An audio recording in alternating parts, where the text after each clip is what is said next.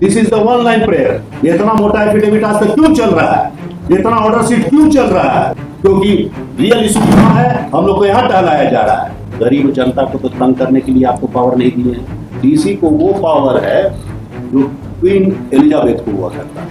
आपके एफिडेविट पर कोई भरोसा नहीं, NHAI पे यही बोल रहा है, एब्सोल्यूट राइट का लैंड है, you are not only guardian, you are protector of the land.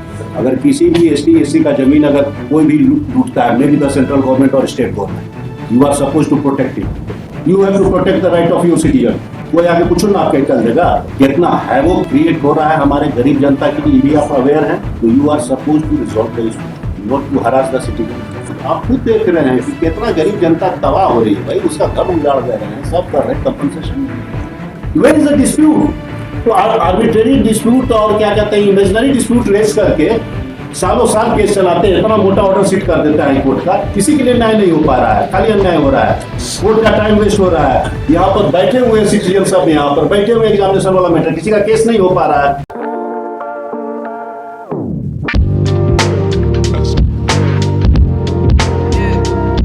You are equally responsible.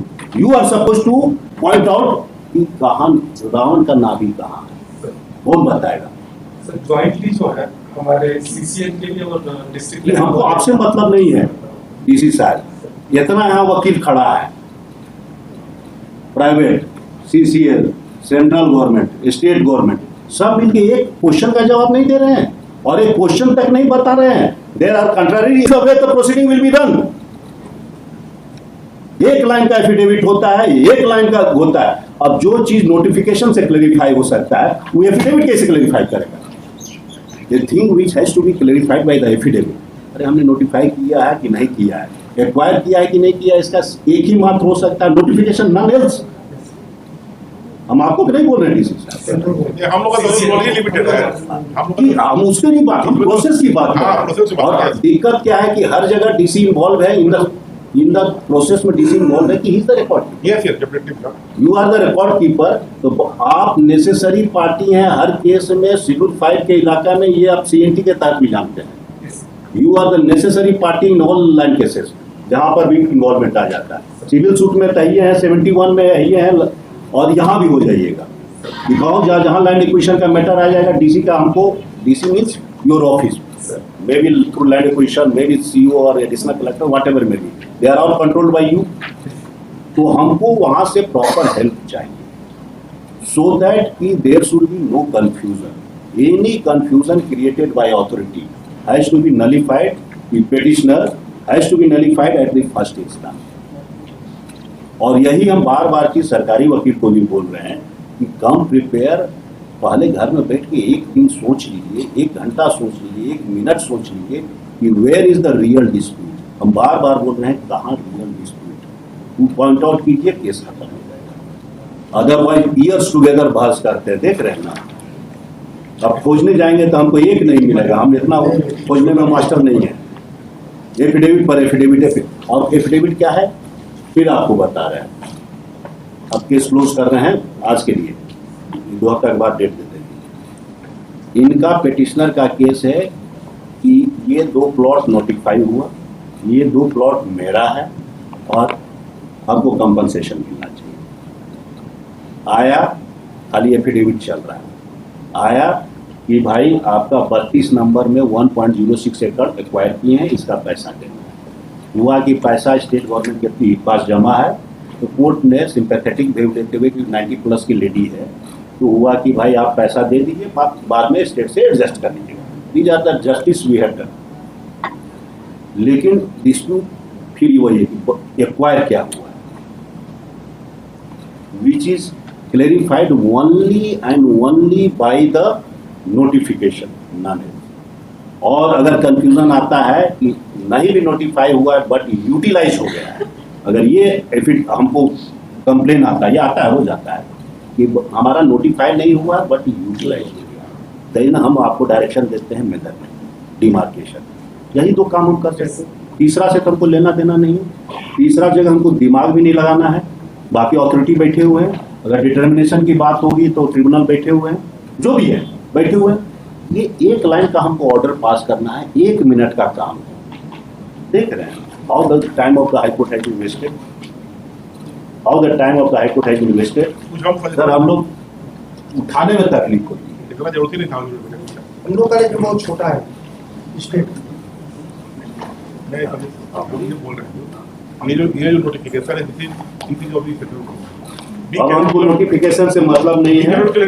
हम एक चीज हम अभी एडजर्नमेंट का सुन तो लीजिए, हम अभी एडजर्नमेंट कर रहे हैं, हमको नहीं एफिडेविट से मतलब है।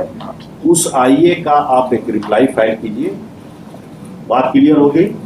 Everything in black and white, there can't be any dispute, no dispute can be raised. Central government को बोला जाएगा, सेंट्रल गवर्नमेंट फाइल कर दिया क्या चीज मैप बना के फाइल कर दिया। मैप बना के नोटिफिकेशन ना होगा, आपके मैप का क्या हमने जो गवर्नमेंट ऑफ इंडिया का जो मैप आया उसको फाइल कर दिया। नोटिफिकेशन का पार्ट होना चाहिए। हाँ, नोटिफिकेशन में डिस्क्रिप्शन है, पॉइंट ए से कैसे कैसे जाएगा मैप, हाँ। एवरीवन का तो डिस्क्रिप्शन उसके बेसिस पर मैप बना। इसका बेसिस पर पहले जब सेक्शन 4 का नोटिफिकेशन आती है 06 एक्टर्स है, स्टेट को दे चुके थे, बोल के हम लोग डिस्प्यूट कर रहे थे, लॉर्डशिप से हम लोग इनको दे दिए। और 55 ये चीज क्यों नहीं क्लेरिफाई की था आज तक? इतना मोटा एफिडेविट क्यों हुआ? लॉर्डशिप स्टेट भी अपना एफिडेविट में नहीं, क्यों हुआ? हम इतना मोटा एफिडेविट की बात कर रहे हैं, क्यों हुआ? अगर एक लाइन का केस था तो इस आईए का रिप्लाई सब फाइल कीजिए। I am concern with only, हम इतना नहीं देखने जा रहे हैं। आईए का रिप्लाई फाइल कीजिए, इशू इज नोन, एक लाइन में ऑर्डर पास करेंगे। सिंस नोट नोटिफाइड तो डी नोटिफाई करने का कहाँ कंसेप्ट है? आप डी नोटिफाई के लिए भी तैयार हो गए हैं? डी नोटिफाई कहाँ है? तो आप ऑर्डर शीट में ऑर्डर कैसे दिए डी नोटिफाई करने We said that it has not been notified. तो आप ऑर्डर कैसे दिए? आपकी डी नोटिफाई का प्रोसेस चलाइए। यूनियन ऑफ इंडिया को डायरेक्शन आ गया। हाँ तो होता है, क्यों डी नोटिफाई करने के लिए होगा भाई? प्रोविजन जब नोटिफाई नहीं हुआ है तो एंड कोल्ड खाली कंफ्यूजन, और एक्विजिशन के बाद जो नोटिफाई होता है वो एक अलग चीज है। और फिर कानून की बात करते हैं ना, ये काम छोड़ दीजिए सीनियर एडवोकेट और बड़ा बड़ा वकील के लिए। नहीं हम तो आप सीधी फैक्ट पर रहिए, उसी का रिक्वायरमेंट है। बड़ा बड़ा फिलोसफी की जरूरत नहीं है। हम लोग का रोल बहुत हाँ तो फिलोसफी का फिर रोल की बात कर रहे हैं। हम लोग we will provide full assistance to बस डीसी रिकॉर्ड कीपर, हाँ जो बोला जाएगा उस पर हम लोग प्रोवाइड कर देंगे। करना ही है। Yes. बस हमको उतना ही चाहते हैं कि there should be no confusion, और कंफ्यूजन को क्लेरिफाई करने की क्षमता या कैपेसिटी सिर्फ और सिर्फ डीसी के पास है, because he is a record keeper. Yes. और सारा चीज नोटिफिकेशन से कवर्ड है, प्रोसेस से कवर्ड है। कंफ्यूजन कहाँ हो सकता है? डिस्प्यूट कहाँ हो सकता है? नोटिफिकेशन में कोई डिस्प्यूट नहीं हो सकता। डिस्प्यूट हो सकता है कि बियॉन्ड द नोटिफिकेशन यूटिलाइज हो जाएगा तो डिमार्केशन का केस हो जाएगा। डिमार्केशन का केस होगा तो अगेन एक्विजिशन जाएगा, जो भी होगा तो जो। लेकिन हम एक्वायर ही नहीं किए, एक्विजिशन के प्रोसेस में ही नहीं आया, उसको डी नोटिफाई करने का कहाँ सवाल होता है? और हमको रोज बहस हो रहा है, क्योंकि सामने तो आएंगे नहीं वकील साहब कि रोज बहस कर रहे हैं कि ई एफिडेविट देखिए, क्या एफिडेविट से फैक्चुअल मैट्रिक्स चेंज कर जाएगा? नोटिफिकेशन चेंज कर जाएगा? और अगर नोटिफिकेशन चेंज हो रहा है, it is a case of false affidavit. The officers has to go behind the bar. Lordship अगर केस को देखा जाए शुरू से, फर्स्ट फाइल हुआ था कि पुअर लेडी या कुछ भी नहीं मिला, कुछ दिला दी। वही तो है। वहां से जो जैसे जैसे रिलीज करते गया वैसे वैसे सवाल उठता है कि टहलाया इसलिए जा सका कि अदर साइड से क्लेरिफिकेशन नहीं आया। कुछ तो कारण रहा होगा, इतना मोटा हुआ है। किया जा रहा है एवरी डे इक्वल लॉर्डशिप। उससे क्या मतलब होगा? इशू रेज करने से क्या होगा? हम डिसमिस करेंगे, डिसमिस करेंगे। तब आईए फाइल हो गया कि आईए फाइल करने से तो मेंटेनेबल नहीं है, तो नहीं है। अगर फर्स्ट डे में अगर क्लेरिफाई कर देते हैं कोई दिक्कत नहीं होता, कहीं कोई दिक्कत नहीं होता है। और एक चीज और ध्यान में रख लीजिए, क्योंकि आप आ गए हैं लैंड एक्विजिशन केसेस में देख रहे हैं, जब भी किसी लैंड को आप सरकारी जमीन करके डायरेक्ट ट्रांसफर करते रहे, अनाबाद बिहार उसके बाद डायरेक्टली उसको आप ट्रांसफर करेंगे। लैंड एक्वायर जब भी कीजिएगा या एक्विजिशन में जाइएगा या भी जो भी कीजिएगा, लैंड एक्विजिशन एक्ट में कंपनसेशन डिटरमिन करने का 4-5 क्राइटेरिया है। वन है टाइटल, दूसरा है पोजीशन, तीसरा है राइट, ईजमेंट भी, इंटरेस्ट भी है ना। तो मान लीजिए अगर उसका टाइटल नहीं तो उस सब्जेक्ट को एक्विजिशन नहीं होगा ना। तो डायरेक्ट आप कैसे ट्रांसफर कर रहे हैं? May be your title holder, but वहां पर अगर पोजेसिव राइट किसी का है, हु विल डिटरमिन कि किसके पास पोजेसिव राइट है किसके? It can be determine only to land acquisition proceeding में रेफरेंस में जाएगा डिस्ट्रिक्ट जज के यहाँ, और डिस्ट्रिक्ट जज के यहाँ जाता है, वो फिर सूट हो जाता है, उसका फर्स्ट अपील होता है, सेकंड अपील होता है। Every dispute has to be resolve, but क्योंकि यू कांट बी ए जज इन ओन कॉज, आप तो जज नहीं ना बन जाइएगा कि मेरा जमीन है, हम डिसाइड कर लेते हैं मेरा जमीन है, नहीं ना कर सकते। There has to be a neutral adjudicator, और न्यूट्रल एडजुडिकेटर को बनाया हुआ है लैंड एक्विजिशन एक्ट में। और parameter of determination of compensation is not only title, आप स्टेट कर सकते हैं कि I am the title holder, may be disputed, लेकिन you can say so, but you can't decide कि you are the title holder. मान लीजिए हमें फॉर द टाइम बिंग कि आप टाइटल होल्डर नहीं, फिर भी वहाँ पर पोजीशन है, उसको तो मिलेगा। अगर कोई और राइट अगर कोई क्लेम करता है, that has to be determined whether that right exist और not, who will decide. There has to be a forum, there has to be a forum. A forum has already been created under the Land Acquisition Act. एक नया आप लोग कोई नया concept आया, हम लोग भी रिजॉल्व करने के लिए पीछे से किसी जज ने किया होगा, रैयती मान्यता case. There is no law, there is no provision, लेकिन एक्विजिशन में ये जो अन्याय को कंट्रोल करने के लिए हम लोग ने एक प्रोसेस बनाया हमारे पूर्वजों ने कि रैयती मान्यता, ये क्या प्रोसेस है, खैर नहीं बना। रेंट फिक्सेशन डिफरेंट थिंग है, रैयती मान्यता ये लोग मानते हैं, सीसीएल वाले मानते हैं, इसीलिए कि उसी के बेसिस पर कंपनसेशन पे करें। इसमें एक एक्स्ट्रा एक स्टैट्यूटरी प्रोसेस हम लोगों ने बनाया to give justice to the raiyat, जो भी हमारा लैंड लूजर है, सफर कर रहा है, पुअर सिटीजन, उसके लिए बनाया है, इसी के लिए बनाया है। लेकिन इन एनी केस अगर उसको रैयती मान्यता आप नहीं भी दीजिएगा, still he is entitled for compensation. How to determine that compensation? It can be only by reference. Either CCL होगा तो ट्रिब्यूनल करेगा, NHAI होगा तो फिर रेफरेंस होगा, और बाकी सब लॉ में मोटा मोटी प्रिंसिपल सिविल कोर्ट है, प्रिंसिपल डिस्ट्रिक्ट जज है, PDJ जो होता है वही है, उसके यहाँ भेजिए, रिजॉल्व द डिस्प्यूट। आप खुद देख रहे हैं कि कितना गरीब जनता तबाह हो रही है भाई, उसका घर उजाड़ दे रहे हैं, सब कर रहे हैं, कंपनसेशन।